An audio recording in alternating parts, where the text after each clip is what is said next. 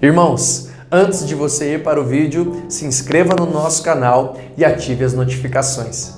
A graça e a paz no nome do nosso Senhor e Salvador. Nós estamos começando o nosso Que Palavra, momento de perguntas e respostas.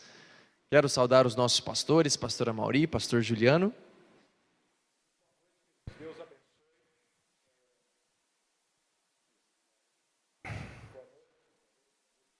Boa noite, que bênção, queridos, você está aqui de volta no Que Palavra, você que ficou, você que chegou agora, muito obrigado e vamos juntos aí com a ajuda da Palavra de Deus e do nosso Deus para mais essa rodada de perguntas e respostas, muito bom. Boa noite para quem chegou agora e que boa noite para quem já estava aí, né? Deus nos abençoando, um dia gostoso. E um tempo bom agora, precioso também para esse bate-papo. Bênção. Quero agradecer como jovem presbiteriano a SAF pela essa homenagem, um vídeo muito bom. Que Jesus abençoe o ministério da SAF e todas as mulheres que participam dele. Parabéns também aos jovens presbiterianos, vocês são bênçãos, queridos. E eu não tenho dúvida que Deus tem muito para as nossas vidas. Vamos lá, vamos começar então o nosso Que Palavra. E a primeira pergunta é da nossa jovem Júlia Moreira. A dúvida em Gênesis 27, mas que começa lá em Gênesis 25. Ela diz assim: Raquel ouviu do Senhor que o seu filho mais velho serviria o mais moço. Então ela acertou em enganar o marido para que Jacó fosse abençoado? Não. Essa é uma questão interessante. De vez em quando nós, seres humanos, queremos dar uma ajuda para Deus. Parece que Deus não consegue cumprir seus propósitos sem a nossa ajuda. Nós temos isso em Gênesis, quando Abraão tenta ajudar Deus engravidando a Agar, que era empregada. Quando Sara leva Agar para Abraão e diz assim, tenha sexo com ela e ela é minha, o filho dela será meu. Então, você tem isso quando a Raquel pega também a Bila e diz, olha, faz isso aqui. Faz o que o Abraão fez aqui, eu vou ter filho através dela. Depois a Lia também fica sem poder ter filhos e fala a mesma coisa também, toma a concubina, fala com Jacó.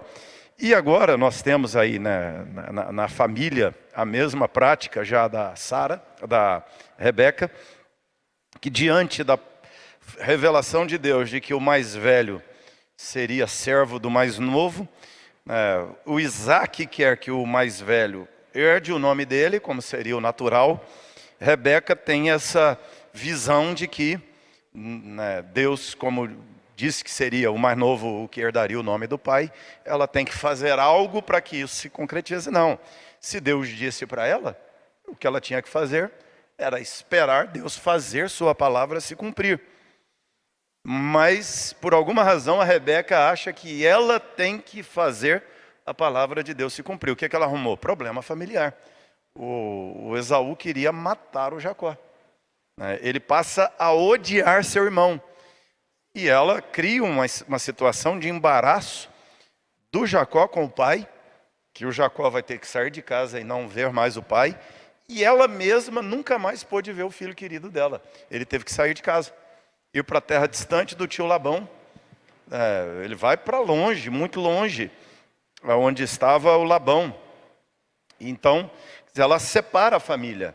E Jacó se reconcilia com Esaú anos e anos e anos depois. E muito interessante na Bíblia, um fato, né? A preocupação de Rebeca era, o filho vai herdar a riqueza do pai. O Jacó dá um golpe no irmão lá também, com direito de primogenitura, que ele herdaria o dobro da herança em relação ao Esaú. Mas é interessante na Bíblia que o Jacó não herda um centavo do irmão, ou do pai. Jacó não pegou um centavo da herança do pai. Ele saiu, foi para a casa do tio Labão, lá ele cresceu, prosperou financeiramente. Quando ele volta para encontrar com Esaú, Esaú é que vai lá, no encontro com ele, e ele dá presente para o irmão diante da riqueza que ele tem. O irmão diz, então vamos voltar para a nossa casa. E não, ele vai para outro lugar, fica ali perto do irmão. Mas o que Rebeca fez foi tentar ajudar Deus e atrapalhou a família para tentar ajudar Deus. Deus vela pelo que ele fala e ele faz cumprir, não precisa de ajuda humana.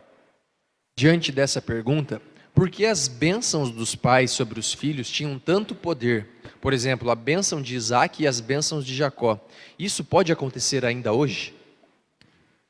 Boa pergunta, né? Essa pergunta remete à bênção patriarcal no Antigo Testamento. De fato, ali o que tá em jogo, essa bênção patriarcal, não é apenas um desejo que o pai tem pelo filho, né? Não é assim, vou orar pelo meu filho, não é isso. No Antigo Testamento, isso está remontando à promessa de Deus, né? Deus prometeu a Abraão que a partir da família dele, Deus irá formar uma nação. Deus então está prometendo uma nação, a terra prometida e a bênção de Deus, a promessa de Deus de que este povo seria para Deus um povo separado, escolhido, uma nação santa, um reino de sacerdotes para a glória de Deus na terra. Então a bênção de Isaac a Jacó não é apenas Isaac desejando a Jacó, filho, que você vá bem na vida. Não é isso, é a continuidade da promessa de Deus, da proteção de Deus, do cuidado de Deus. Por exemplo, os filhos de Jacó dão nomes às tribos de Israel, né? Esta bênção não acontece mais no Novo Testamento, porque a plenitude desta bênção foi cumprida em Cristo Jesus, né? Está lá em Gálatas, o apóstolo Paulo diz que se nós estamos em Cristo, nós todos somos descendentes de Abraão e gozamos das promessas de Deus, capítulo 3, se não me falha a memória. Então, se nós, é isso mesmo, não há estrangeiros, não há bárbaros, não há homem, mulher, todos nós estamos em Cristo, e se estamos em Cristo, somos todos descendentes de Abraão. Então, esta bênção patriarcal do Antigo Testamento teve a sua plenitude em Cristo. A única orientação clara que de pais para filhos no Novo Testamento é esse texto que o pastor Amauri pregou hoje, né? Então, o tesouro do Novo Testamento, hoje o pastor Amauri pregou aqui o tesouro do Novo Testamento para a família cristã. Os pais, eles têm sim autoridade, eles têm que criar filhos ajustados, eles têm que criar filhos no Senhor, né? Eles têm que criar filhos na disciplina do Senhor, para a glória de Deus, mas esta promessa toda se encontra em Cristo, né? Como uma mulher cristã deve se submeter e se sujeitar a um marido não cristão? É interessante, Paulo fala aqui, né, dentro desse contexto de uma casa onde o marido ama a mulher se sujeita ao marido, mas Pedro já leva esse mesmo princípio para a casa do marido que não é crente, né? E Pedro chega a dizer que o comportamento da mulher sábio, prudente, pode ser a ferramenta para ganhar esse marido não crente. Pedro vai usar a expressão, vendo o vosso procedimento.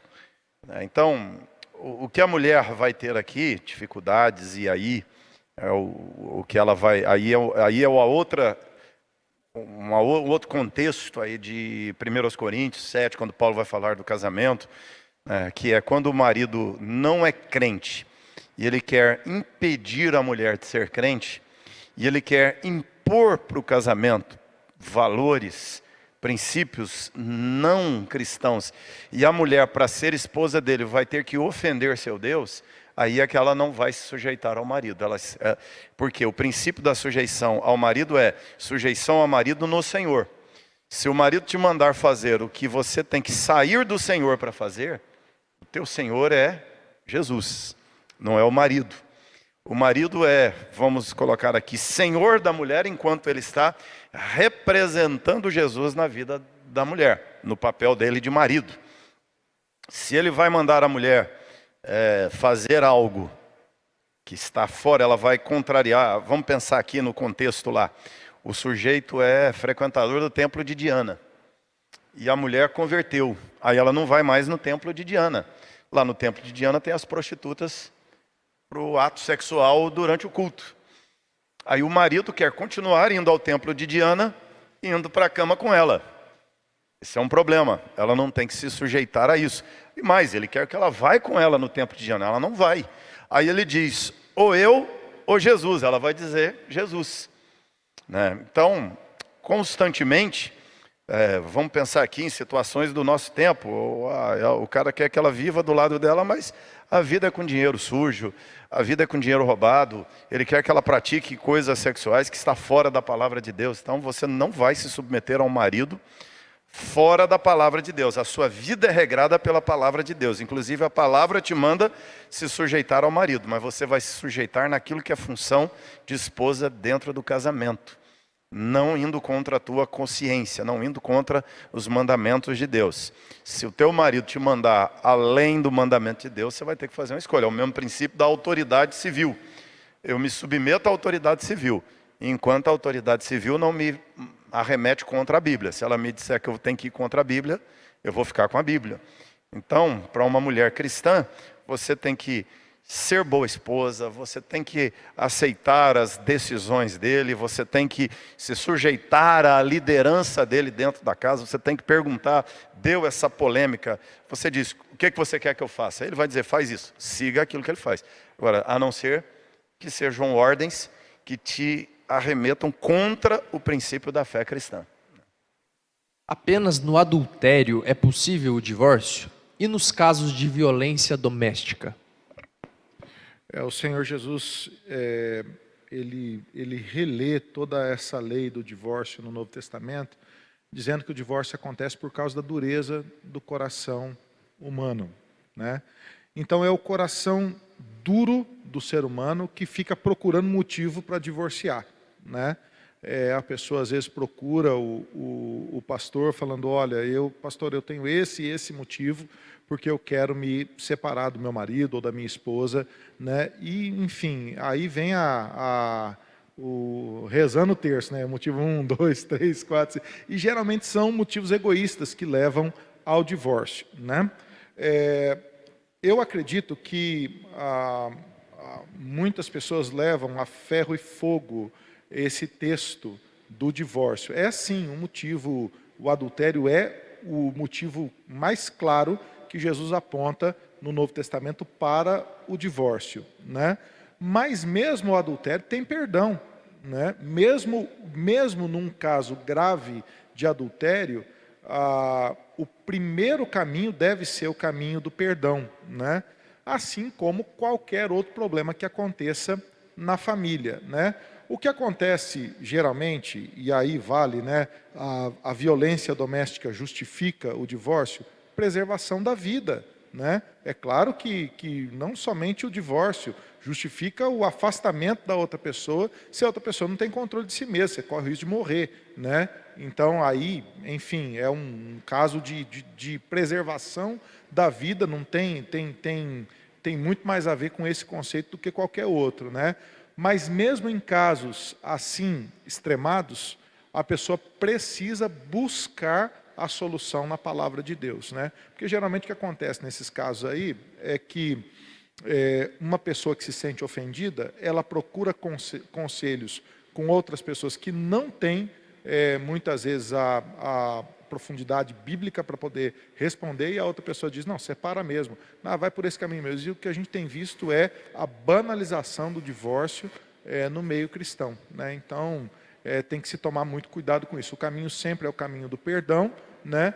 E que se entenda, né, profundamente essa questão dos motivos pelos quais alguém deseja se divorciar, né? Uma pessoa que trai a esposa, se separa e casa com a amante, ele ainda está em adultério? Então, ele segue, né? O casamento não corrige o ato que ele cometeu. O que Jesus vai falar é, comete adultério. Ele está numa relação equivocada, ilegítima. Agora, ele entrou num caminho complicado de desobediência a Deus. Ele precisava manter o seu ato de lealdade, a sua aliança, de não ter se separado de seu cônjuge. Agora, ele não honrou o cônjuge, ele traiu o cônjuge e ainda foi viver com aquela pessoa, né, da traição. Essa vai ser uma relação, esse vai ser um relacionamento deformado, esse vai ser um relacionamento fora do ideal. A graça de Deus vai consertar. Não estou falando aqui, perdeu a salvação, vai para o inferno por causa disso. Não é isso que nós estamos dizendo. Ah, vai ser amaldiçoado por Deus o resto da vida e um fantasma vai acompanhá-los. Não, não é isso que nós estamos dizendo. Nós estamos dizendo que é uma deformidade. Ele vai, como Jacó, lutou com Deus e vai andar manco o resto da vida. Né? Por quê? Porque não é o ideal, não é o projeto correto. O ideal é como Jesus disse. Não foi assim desde o princípio. Jesus vai falar do ideal, que Deus uniu, não separe o homem, não separe a outra mulher, não é o marido que larga a mulher e vai, a mulher larga o marido e vai embora, não.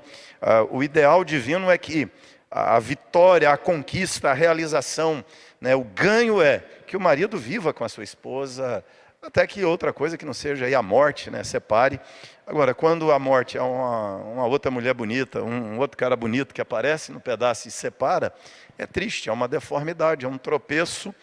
E aquele outro casamento lá, pode até lá na frente, né, vamos dizer, o sujeito cai em si, arrepende, vê que fez bobagem, né, não era o ideal, se arrepende, mas não dá mais como separar e voltar para o primeiro casamento. Segue a vida, a graça vai cobrir isso tudo, mas não é o ideal, né? É uma deformidade, rasgou a roupa, você vai costurar, mas vai ficar defeituoso. É assim, eu estava pensando aqui, né? Eu não costumo falar assim, eu aconselhei tal pessoa e contar o que foi no aconselhamento, mas isso aqui faz tanto tempo, foi um negócio tão marcante para mim, não foi aqui na igreja presbiteriana da Penha, foi em outra igreja, então eu vou falar aqui, não era uma pessoa da minha igreja também, então eu posso, não há rastreamento aqui. Mas acontece o seguinte, você vê como é que é esse negócio do adultério, é uma coisa seríssima, seríssima. O sujeito, uma moça foi ao culto, né, da igreja, eu estava pregando, foi muito impactada pela pregação, né? No outro dia de manhã, na segunda-feira de manhã, achou meu telefone, deve ter pedido para algum membro da igreja, e me ligou. Pastor, eu preciso falar com o senhor urgente. A palavra de Deus falou no meu coração, mas tem que ser hoje, é um caso de vida ou morte, eu tenho que falar com o senhor urgente. Falei, então vamos conversar. Né? Marquei no gabinete da igreja, num determinado horário, apareceu essa moça com um rapaz, né? E aí os dois sentaram, o pastor Mauri na frente lá da mesa, né? E eu estou achando que é marido e mulher, namorado, sei lá o quê, né? Pastor, nós temos um negócio muito grave para conversar. Eu falei, sim, pois não, pode falar. Pastor, é o seguinte, nós temos um amor muito grande um pelo outro, e nós viemos aqui para o senhor orar pela gente. Falei, pois não, qual é o motivo da oração? Não, o motivo da oração é para que a esposa dele pare de pegar no nosso pé e deixe a gente viver o nosso amor. Ó que cena, eu estou com um casal de adúlteros na minha frente, que eu não sabia quem era, pedindo para que eu orasse, para que a esposa daquele banana que estava sentado na minha frente lá, saísse do caminho da amante para a amante tomar o lugar da esposa, né? O final da história não foi bonito. Quem me conhece um pouco melhor sabe que que às vezes eu fico um pouco irritado com essas coisas. Eu falei, eu não vou orar por vocês. Eu não quero que vocês fiquem mais um minuto aqui na sala. O que vocês estão fazendo é adultério, é pecado, é caminho de morte. Não tem solução para isso aí que você está fazendo. E todo mundo crente, e todo mundo da mesma igreja. Eu falei, vocês são tudo crente? Não, ele é crente, ela é crente, a esposa também é da mesma, vocês são da mesma igreja e vocês são tudo crente. Então, assim, são deformidades do pecado, Isso é um pecado grave. Aquele rapaz deveria se arrepender. Se ele tivesse juízo de Deus na vida dele, tudo bem, não deu certo o casamento dele, o que ele fez com a esposa dele foi vergonhoso, foi grave, separou, vira celibatário, espera um tempo, né? Espera escurar no coração, né? Mas a pessoa vive mais esse negócio de música sertaneja. A dor do amor é quanto amor que cura, né? Então eles saem amando todo mundo, vivendo loucamente, como se não houvesse amanhã. É só prestar atenção. O sujeito separa, vai para a academia, fica magrão, compra um carro novo, né? Era uma tralha quando vivia com a esposa, né? Aí separa, vira o mocinho de novo, né? Para com isso, gente. A vida é para ser vivida com maturidade. Crente tem que aprender a viver maduro, né? Você adulterou a esposa? Seja homem, pede perdão, tenha atitude de arrependimento, né? Você pecou, agora porque você pecou, você vai abraçar com o diabo e vai embora para o inferno? Não vai fazer isso. Vai corrigir sua vida, vai voltar atrás, né? Eu conheço pessoas que viveram isso aí e que viveram amargamente a vida toda, perderam Eu não sei se para um pai não conta ele perder a amizade com o filho. Será que não conta? Será que você não acha que um pai vai ofender um filho trocando a mulher pela amante? Você acha que esse filho vai reagir como? Hoje é uma coisa, mas esse pai vai ficar velho. Ele vai precisar do filho. E daí? O que ele vai fazer com um filho que não o ama?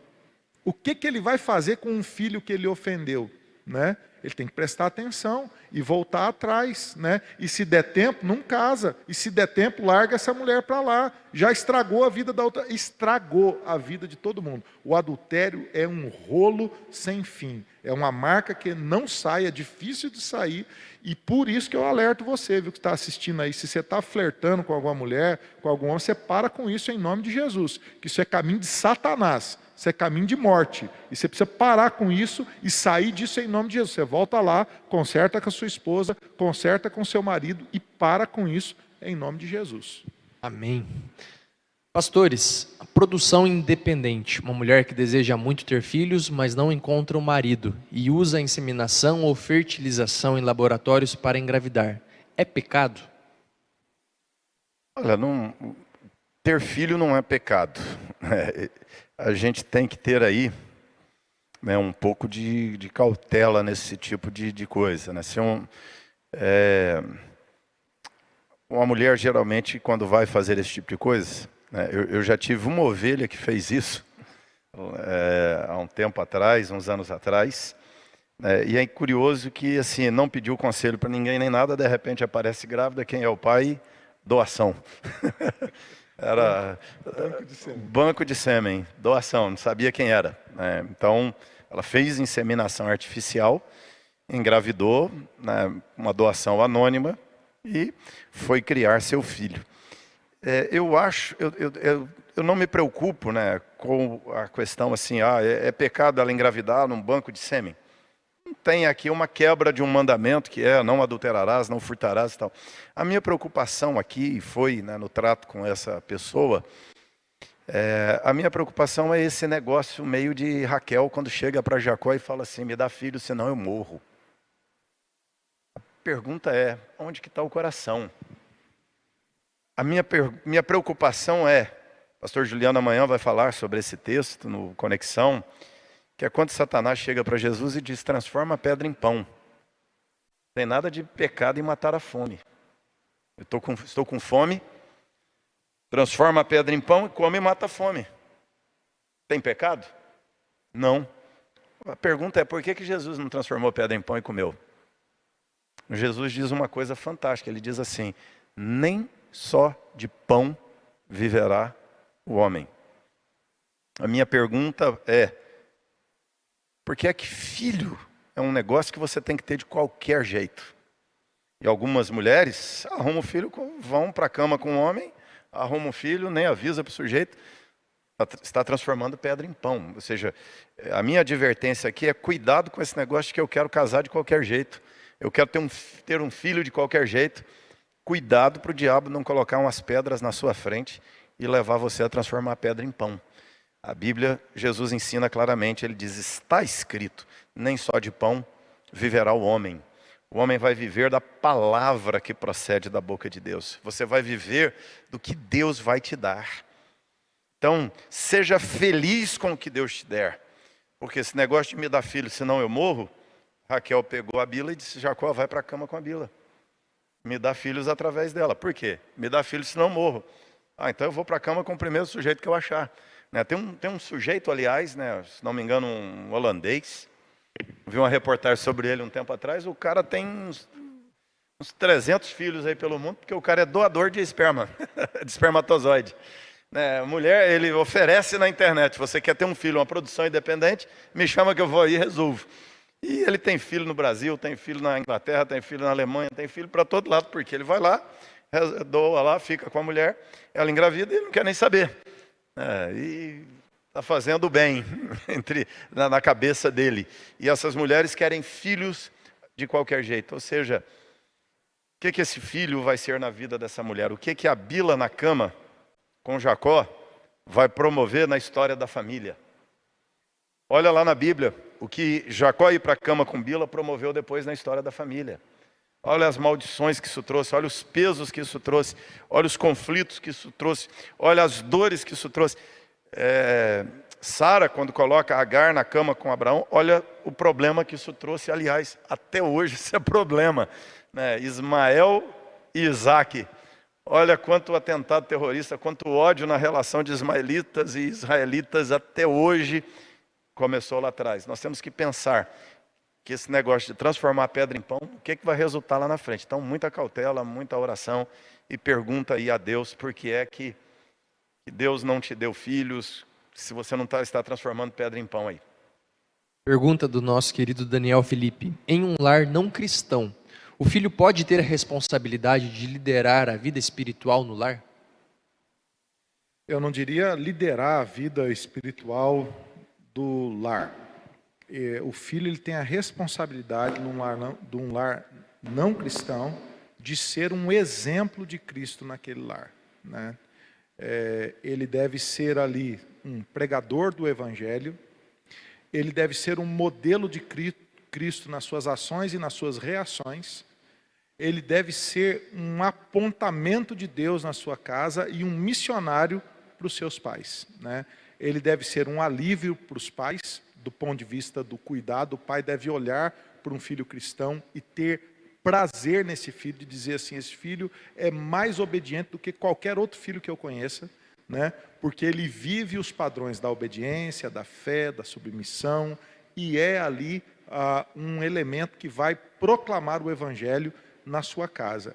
Este exemplo vai conduzir o seu pai e a sua mãe para Cristo, né? É por isso que ele é crente e os pais não, porque Deus tem uma missão ali naquela casa, Deus tem um povo ali naquela casa, e que este filho está incumbido de pregar o Evangelho e promover o Evangelho naquele lugar. A liderança espiritual da casa, mesmo que o pai não seja crente, é do pai. O pai é que tem a responsabilidade e a autoridade sobre o filho, né? O filho ele vai ter o discernimento, a pastora Mauri respondeu isso aqui agora há pouco, na questão da esposa, né? Quando que você não deve, quando que você pode não se submeter? Quando o outro não te leva para Deus, ele está promovendo um ritual pagão em casa, ele está promovendo uma corrupção em casa, né? O meu pai é um corrupto nos negócios e está me levando a ser um corrupto também. Não obedeça nesse sentido, mas isso não tira a prerrogativa do pai ter autoridade sobre o filho. Então o filho não deve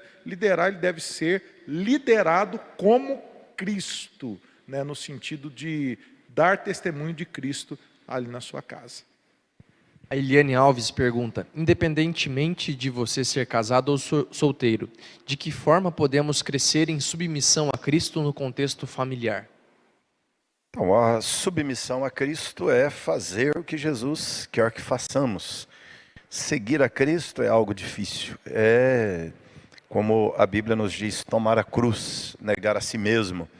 Então, como que a família cresce, né? Ela cresce orando juntos, lendo a Bíblia juntos, cantando louvores juntos, assistindo o culto da Penha juntos aí, né? Aí, ó. Mas, acima de tudo, a família cresce praticando o que a palavra ensina. Nas atitudes do dia a dia. É o filho, às vezes, contrariado porque queria sair de casa meia-noite e o pai disse, ó, volta meia-noite. É o filho se submeter à ordem do pai. Ele vai crescer espiritualmente, treinando essa sujeição ao pai. É essa esposa que queria comprar, o marido disse, não vai comprar, se sujeita ao marido, não tem problema, segue a liderança. Ou seja, praticando o que a Bíblia ensina, o crescimento espiritual dentro do lar vai fluir. Se sujeitando, entendendo, né, a mulher, estou me sujeitando ao marido, estou me sujeitando ao Espírito Santo que inspirou a palavra, crescimento espiritual. Mas meu pai, estou me submetendo ao meu pai porque a palavra manda, crescimento espiritual. Então a prática da obediência no dia a dia dentro de casa, não gritando, respeitando um ao outro, não xingando, não sendo imaturo na relação com o outro, não sendo manipulativo um com o outro dentro de casa, respeitando o espaço do outro, honrando o meu papel de filho, honrando o meu papel de pai, a mãe honrando o seu papel de mãe, a esposa honrando o seu papel de esposa, sendo leal, sendo fiel, ou seja, pela prática da palavra, a espiritualidade cresce. Espiritualidade crescente é ouvir e obedecer. Então, acatando os comandos de Jesus dentro do lar, aí vai, os comandos de oração, de leitura bíblica, do culto na casa, da casa servindo a Deus, da casa investindo na obra de Deus, mas também aquelas ordens do relacionamento, do dia a dia, o perdão dentro de casa, por exemplo, quer ser espiritual, perdoe. A mulher quer ser espiritual porque ela ora, faz jejum e tudo, mas não perdoa. Quer ser espiritual dentro de casa, perdoe. Perdoe a esposa, perdoe o marido, não seja rancoroso, não seja espaçoso, não seja egoísta, querendo tudo para si, centralizando a família em si, não. Seja altruísta, espiritualidade. Vai crescer em espiritualidade, a presença do Espírito Santo vai ser vista dentro de casa nesse bom comportamento, acatando as ordenanças da palavra. Seja alegre dentro do lar, seja cheio do Espírito Santo dentro do lar. Aliás, submissão é uma das formas de ser cheio do Espírito Santo. Paulo fala, enchei-vos do Espírito, falando, cantando, entoando, sujeitando-vos uns aos outros. E a mulher se sujeitando ao marido, ou seja, vivendo uma sujeição ao Espírito Santo, se sujeitando dentro de casa, a espiritualidade floresce, o Espírito Santo se manifesta dentro dessa casa e a alegria flui. Seja alegre, seja humilde, seja simples, seja perdoador, seja crente verdadeiro e vivo dentro de casa, a espiritualidade vai contagiar esse lar. Carlos Alberto Paula Santos pergunta: o que dizer sobre divórcio de pastores? Boa pergunta. Pastores, é o mesmo motivo pelo que os crentes divorciam também, às vezes, É a dureza do coração. Eu já vi vários casos de divórcio de pastores, ok? Caso 1, a esposa abandonou o pastor. Sei lá, acordou um dia e falou, quer saber? Eu vou embora. E vários casos, eu tenho amigos que aconteceram isso com ele, com eles. A esposa, às vezes, não, porque ser esposa de pastor é um repuxo violento também, Então, às vezes, o irmão vai para um ministério mais difícil um pouco, um lugar com menos recursos, um lugar um pouco mais duro. Às vezes, a menininha foi criada com um danoninho, tem pai rico e vê aquele rolo. E aí, o ministério é lugar para gente parruda, entendeu? Então, às vezes, a esposa dá aquela arrepiada e perde a mão, E o pai acolhe, Esse amigo meu que separou, no dia do casamento, o pai olhou para a menina e falou, você tem certeza mesmo, filho? No dia do casamento, incentivando ela a não casar. Não durou muito, ela abandonou o pastor. Nesse sentido, ele abandonado, não teve culpa desse abandono, sendo ele honesto, tendo feito tudo que a Bíblia ensina, dureza do coração dela, ok? Existem outros casos que o pastor, a separação se dá por conta de pecado, Então, a turma aí chama de ambiguidade, fenda, sei lá o quê, mas o nome disso aí na Bíblia é pecado. Alguém ali adulterou, alguém ali foi violento, alguém ali pisou na bola, e por isso houve o adultério. Hoje existe uma celebração do recasamento. Eu já vi testemunho de pastor em congresso falando assim, o meu segundo casamento é melhor do que o primeiro.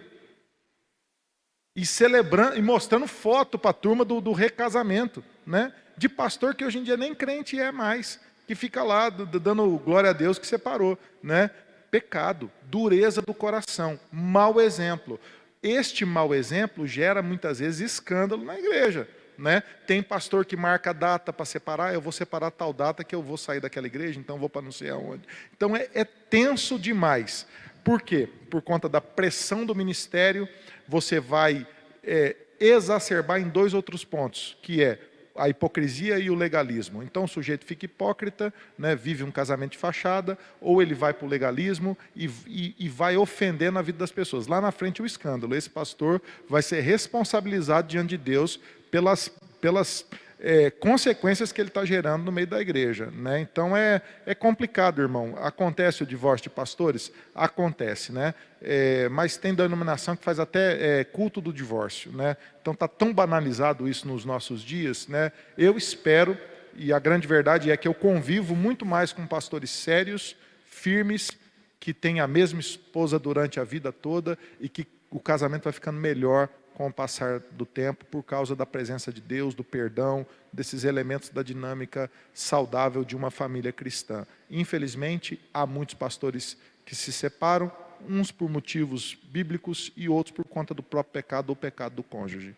Esse é um ponto sensível, né? Porque é crescente, é recorrente isso, né? No meio evangélico, até à medida que a igreja vai se secularizando, ela vai se acostumando com problemas que o século vigente não considera problema.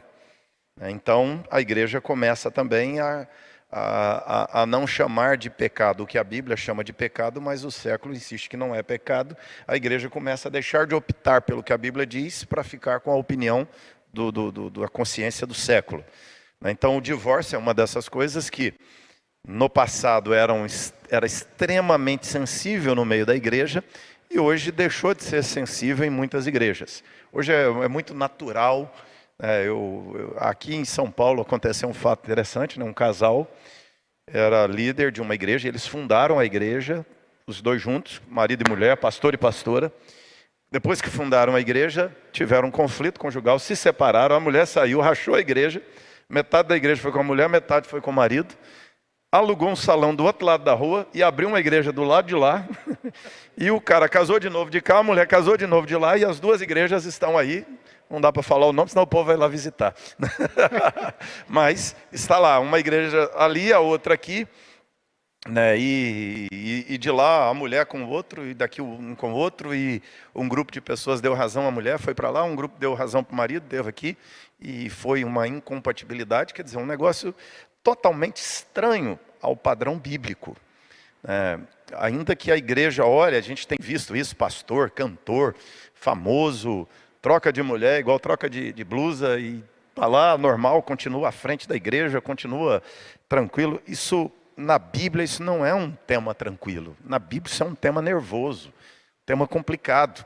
Eu acredito que um dos textos que o princípio do qual Paulo está tratando do texto pode ser aplicado hoje, quando Paulo escreve que o presbítero tem que ser marido de uma só mulher, está dentro do ambiente em que ele diz que o marido tem que governar bem a casa dele para governar a casa de Deus.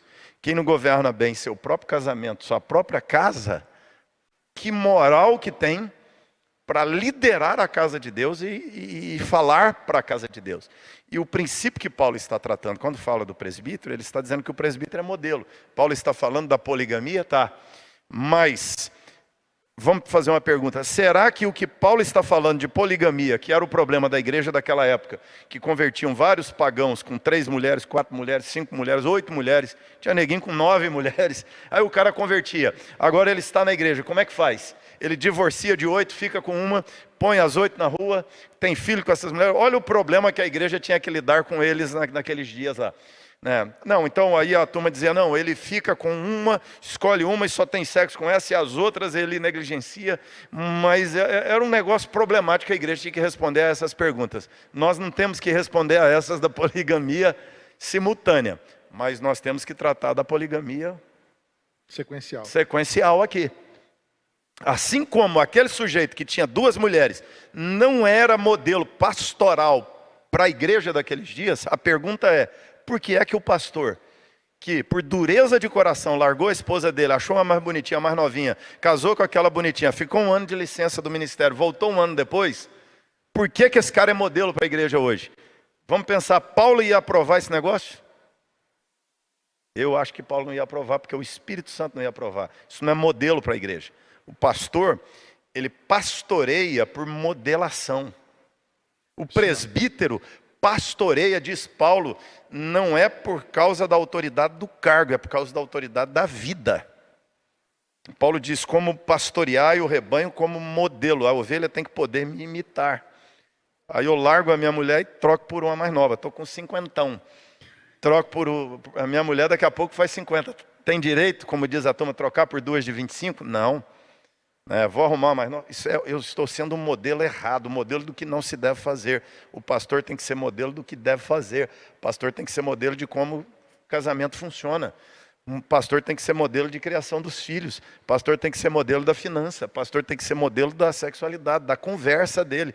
Agora, se eu começo a quebrar o estereótipo e o protótipo e a modelação do que o cristão tem que ser, minha autoridade pastoral começou a ser colocada em xeque também. Esse é o princípio de Paulo lá no texto. E tem outra, né? A gente vai absorvendo as consequências da cultura, né? Isso aqui que o pastor Amaury falou e que eu estou falando, que isso aqui é coisa séria. O pastor, ele é pastor pelo modelo da vida dele, né? Porque assim, saber falar em público não é a melhor, assim, isso aí. Outra coisa, é assim, teve um presbítero muito querido no começo do meu ministério, ele me falou uma frase que marcou meu ministério para o resto da vida. Ele falou assim, Juliano, nunca confie num pastor que quebrou o matrimônio. Porque se ele quebrou o matrimônio, ele pode quebrar qualquer aliança, qualquer regra. É muito sério isso. É muito sério. Como é que você vai confiar a sua vida espiritual a um homem que está te aconselhando a partir de uma quebra de uma aliança com a outra pessoa? Não dá. Biblicamente não dá. Ah, pode reconstruir? Pode, eu até acho. Pode ter ministério? Pode, mas não como pastor titular. Eu não sei se deve pregar ou não.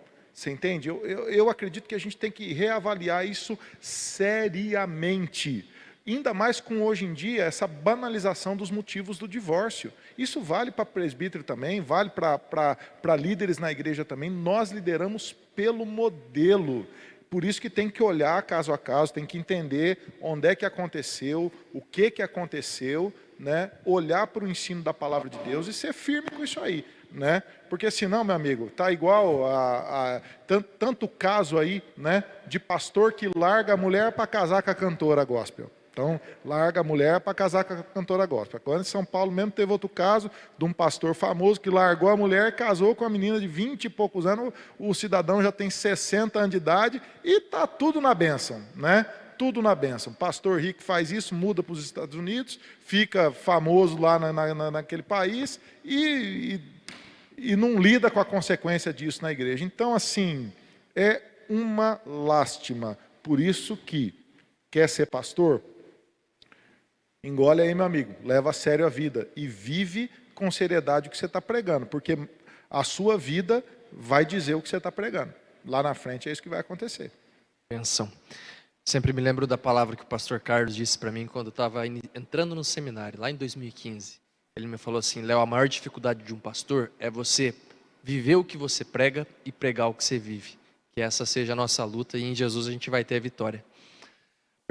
Saindo agora da temática família, vamos agora para perguntas das mais aleatórias possíveis. Vamos lá. Deus abençoe. Qual é a melhor e a pior versão da Bíblia, sendo a melhor aquela que mais condiz com o original?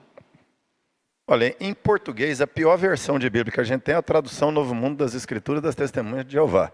Aquela é doída. Aquilo nem pode ser chamado de tradução. Nem é Bíblia. Aquilo é uma versão. É uma versão, assim, mal feita mesmo, né? Adaptada do texto da King James para o inglês e depois adaptada aqui para o português para dizer o que a doutrina da igreja quer dizer. Aqui em português,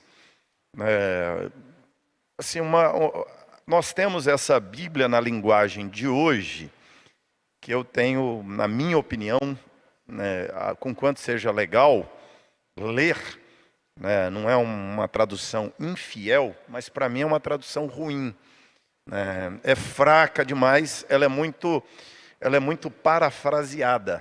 ou seja, o sujeito que fez, o grupo que fez, parafraseou muito e enfraqueceu muito o sentido do texto no original. Vários textos, né? Alguns são bem interessantes, clareiam bem, de fato, de acordo com o original, mas muitos textos cruciais, essa chamada Bíblia na linguagem de hoje, ela enfraqueceu a verdade que estava sendo posta ali, dando meio que uma atualizada do conceito, ela abrandou, tirou a força da exortação bíblica, né? Então, é interessante, tem uma Bíblia católica chamada Bíblia de Jerusalém, eu gosto muito, acho uma tradução legal, apesar de ser uma Bíblia uma tradução muito literal.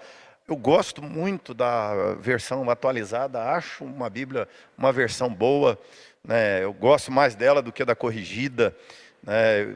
Gosto bastante dessa versão. Nós temos, graças a Deus, boas versões em português. Você vai ter pelo menos 16 excelentes traduções da Bíblia em português que você pode usar e faz o trabalho de comparação.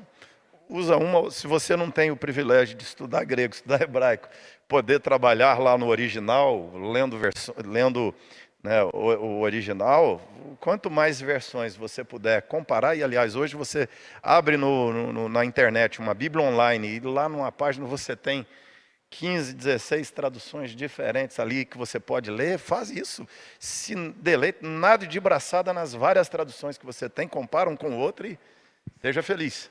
A Bíblia que eu não gosto da mensagem do Eugene Peterson, não gosto. Irmãos, não gosto. O Eugene Peterson é uma benção, mas viajou na maionese.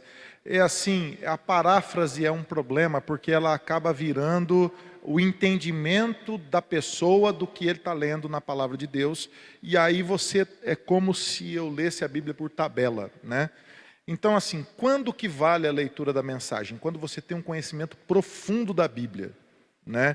Então, aí eu vou lá, leio a mensagem e falo, isso aqui é o que pensa o Eugene Peterson. Então, eu tenho a compreensão disso.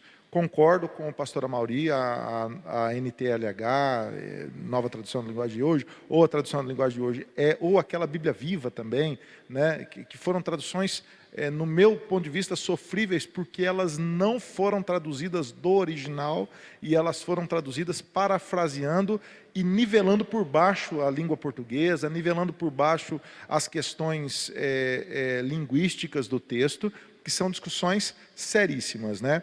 Uma Bíblia que eu tenho, eu leio a Bíblia, a Revista e Atualizada. Essa é a minha Bíblia, assim, como eu diria, oficial. E em inglês, eu leio a ESV, que em português é a NAA, né? A nova Almeida Atualizada, que para mim é uma ótima tradução. Você quer uma tradução para variar a leitura com a Revista e Atualizada? A NAA é uma boa tradução. Eu li essa Bíblia ano passado, eu comprei ano passado para poder ler. Gostei demais dos textos, né? Porque ela não banaliza, ela mantém o português lá em cima, ela é fiel aos textos originais, enfim. Agora, a Bíblia boa mesmo é a Bíblia lida, né? Vamos falar a verdade? A Bíblia ruim, Bíblia que você não lê, né? Que está empoeirando aí. Se lê até o Testemunho de Jeová, Deus vai falar com você. Vai falar de alguma forma. Tem uma parte corrompida, mas tem a maior parte é preservada. Se ler, vai fazer bem, né? Uhum.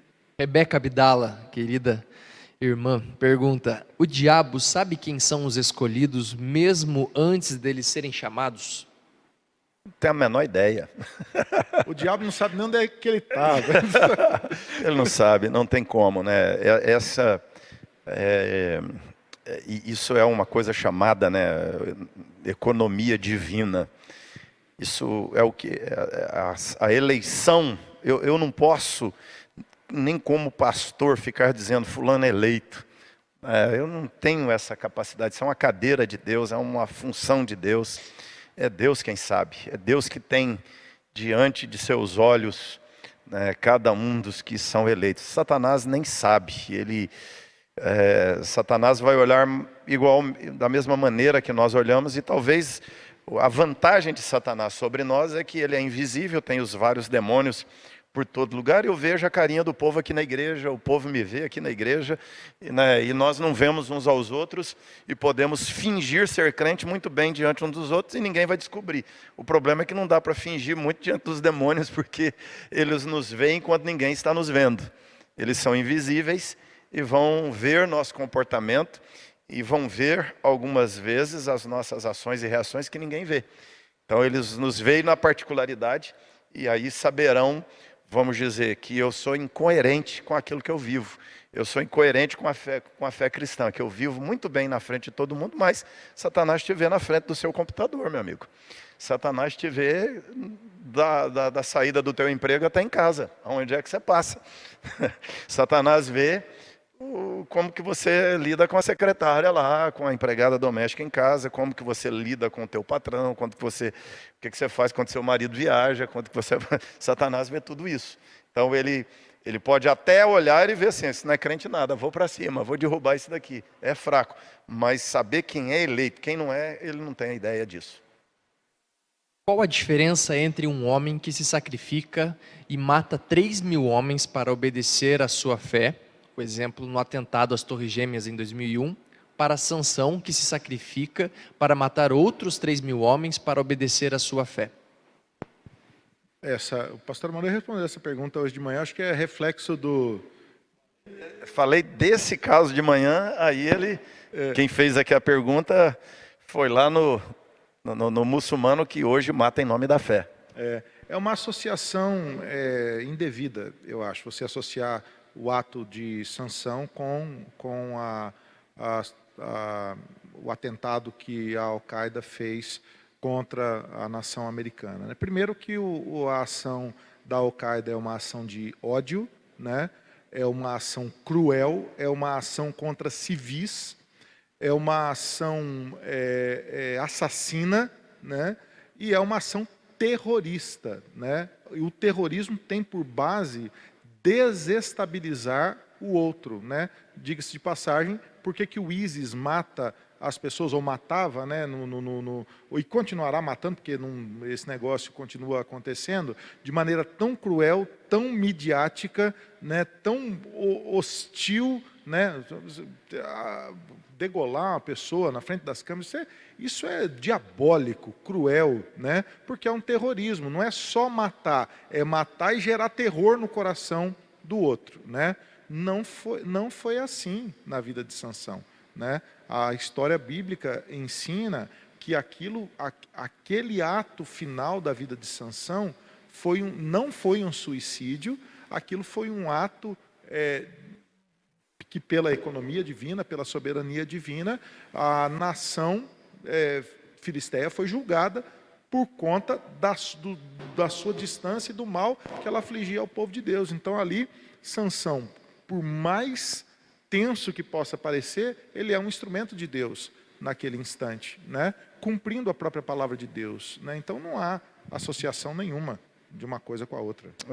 Não tem, talvez a ligação que esteja sendo feita é pelo fato de que, né, foi em nome da fé, o ato da Torre Gêmea, e foi em nome da fé o ato, né, de Sansão. Talvez seja essa a leitura, mas é preciso entender bem o contexto de Sansão, né, a opressão que o filisteu estava impondo em termos de invasão de terra, né. Nós estamos falando de um filisteu que, quando o judeu tinha sua colheita, ia lá e saqueava a colheita, ia lá, sequestrava, estuprava mulheres. Ou seja, é uma relação de oprimido e opressor, né. A relação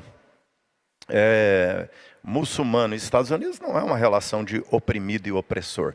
Nós temos uma religião crescente no mundo que quer impor uma teocracia no mundo, e um país com economia forte, liderança forte no mundo, com a visão em certos aspectos, sofre a crítica do imperialismo, mas esse imperialismo é uma ameaça para o outro imperialismo. E quando eu olho para o cenário aqui dos dois imperialismos, eu prefiro o americano. Não estou dizendo que o americano, o imperialismo é santo, é bom, é cristão. Não, eu estou dizendo que, conhecendo as leis do Islã, eu tenho medo delas. Ou seja, eu prefiro um Estado democrático americano do que um Estado islâmico. Se você quer entender por que eu creio, que eu prefiro, é só olhar. Quantos americanos você vê entrando ilegalmente no mundo islâmico? Agora, quantos muçulmanos fugindo do mundo islâmico, querendo ir para a Europa, querendo ir para os Estados Unidos? Por que esses milhões de muçulmanos estão fugindo do domínio do Islã na terra deles? Por que eles estão imigrando e querem ir para os Estados Unidos? Ou seja, né, o ódio daqueles caras que voaram lá para destruir as Torres Gêmeas não é de uma opressão lá na terra deles. É exatamente do fracasso deles em ser tão bem-sucedidos como aquela sociedade lá. Eles querem aquilo lá. Né? E eles acham que quem os impede de ter é o americano. Mas quem os impede de ter é a religião deles, que promove miséria, que promove opressão, né? Que promove aquele barril de pólvora que é o mundo deles, onde um mata o outro né, você vai ter lá um segmento que não concorda com o outro, xiita, que não aceita sunita, e é um barril de pólvora, a gente conhece bem, tem ido lá, e a coisa é complicada, né? A mentalidade islâmica é complicada, o Islã é uma religião difícil de entender, e quem fala em nome do Islã, fala um monte de coisa em nome do Islã, prega um monte de coisa e faz um contra o outro. Então, eu acho que assim, são contextos diferentes, atos diferentes, com resultados diferentes, né? O que Sansão fez quebrou a opressão do filisteu sobre o judeu e vários outros vizinhos. O que o muçulmano fez, que aqueles muçulmanos fizeram na Torre Gêmeas, foi impor terror, inclusive sobre a religião deles, que vários muçulmanos reprovaram aquele ato, que trouxe ódio de vários lugares do mundo sobre a própria religião deles. Ou seja, eles causaram dano à nação americana, à economia do mundo e à religião deles com aquilo que fizeram. O que Sansão fez? Libertou o povo dele de um povo que os oprimia. Bênção demais.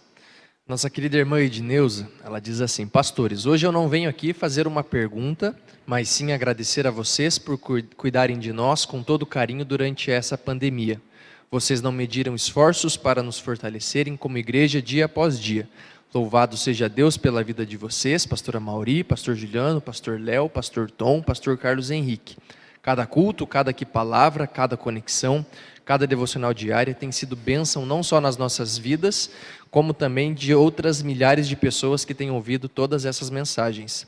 Que Deus, na sua infinita e soberana vontade, continue abençoando vocês dia após dia. Somos filhos privilegiados do Senhor por terem vocês como nossos pastores. Eu posso dizer isso pelos pastores, certamente, mas é muito bom nós recebermos mensagens como essa, né? Termina um culto normalmente, e às vezes eu prego aqui de domingo, meu celular chega a mensagem de vários irmãos: pastor, que Jesus te abençoe. Acredito que seja o mesmo com os outros pastores. Queridos, muito obrigado por todo o carinho que vocês têm dispensado a nós também, né? Isso é muito bom, isso enche o nosso coração de alegria. Quero também dedicar esse momento a alguns irmãos nossos que estão isolados por conta do Covid. O Paulo Patriani me mandou uma mensagem aqui: pastor, pede para o pastor Amaury, para o pastor Juliano me mandar um abraço, estou aqui isolado. Queria pedir então que os pastores mandassem um agradecimento também aos nossos irmãos. Depois vou passar aí para dar um abraço pessoalmente, né? Já você, Sara. Aliás, isso não. O Paulo está lá com Covid, né? E há 8 dias atrás nós tivemos aqui um contato, né? Graças a Deus está lá sem sintoma, isolado só por cuidado. Possivelmente pegou na própria casa, né? A funcionária que veio em casa está diagnosticada. Mas é isso mesmo, né? Temos que ficar tranquilo, manter o distanciamento, o isolamento, dentro do que é possível, né?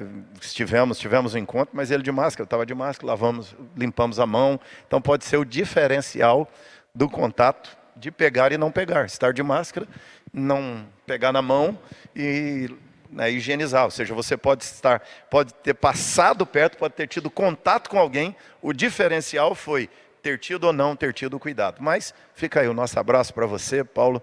Deus te abençoe. Lembra da nossa frase: isolado sim, sozinho nunca. Estamos juntos. Deus abençoe, Paulinho, muito você, Dani, os meninos. Que esse tempo seja um tempo abençoador. Não tenha medo, tenha fé. Jesus está com você. Nós estamos aqui também. Estamos juntos, querido. Deus te abençoe e mantenha você assim, saudável, apesar desse vírus, que você vença esse período bem, em nome de Jesus, para a glória de Deus. Esse abraço é estendido também a todas as pessoas que estão nesse momento isolados. Queridos, nós estamos chegando ao final do nosso Que Palavra. Eu quero agradecer a sua audiência, o tempo que você esteve aqui conosco.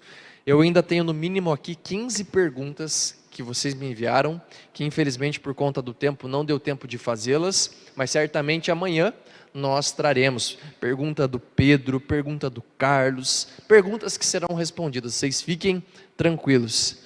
Que Jesus abençoe você, a sua casa, que você tenha uma semana de vitória e que o Espírito Santo de Deus te fortaleça nesses dias de pandemia. Você pode me encontrar nas redes sociais, eu sou o pastor Leonardo Tobias e será uma alegria muito grande ter você comigo lá. Quero pedir que os nossos pastores também se despeçam. Meu nome é Juliano Sócio, para você que está chegando agora aqui, sou um dos pastores aqui da igreja, pastor auxiliar. Você pode me achar nas redes sociais lá, principalmente no Instagram. Eu queria que você fosse lá no Instagram e me seguisse no Instagram, porque eu estou numa campanha lá para poder ter mais seguidores no Instagram, porque lá a gente tem um contato bom, eu respondo as mensagens e vou por ali me comunicando com vocês. Deus abençoe muito, que palavra também tem sido bênção para a gente aqui, e eu espero que você tenha um restinho de domingo abençoado, uma semana cheia da graça do Senhor. Amanhã quero você de volta aqui, hein? Vamos lá. Um abraço, queridos, uma semana de bênçãos. Que Deus nos traga, nos surpreenda aí com boas notícias essa semana, né, de, quem sabe, é a semana... Eu não estou esperando o pico do Covid, eu estou esperando o descenso, o declínio do Covid. Né? Para mim, pico já foi. Eu acho que eu estou esperando a notícia assim, menos contágio, menos mortes. Minha oração e expectativa é essa. Então, que Deus, quem sabe, nos traga essa boa notícia nessa semana e, quem sabe, durante a semana aí tenhamos uma sinalização também de poder começar com cultos presenciais, com o mínimo de pessoas, com os cuidados aí. Estamos orando e trabalhando isso. Um abraço para todos, uma semana de grandes alegrias e boas surpresas em nome de Jesus. A Mauri Oliveira, você acha lá no Facebook, Instagram e acha lá no YouTube, tem um canalzinho também com uma seleção de mensagens. Deus abençoe e fique na paz.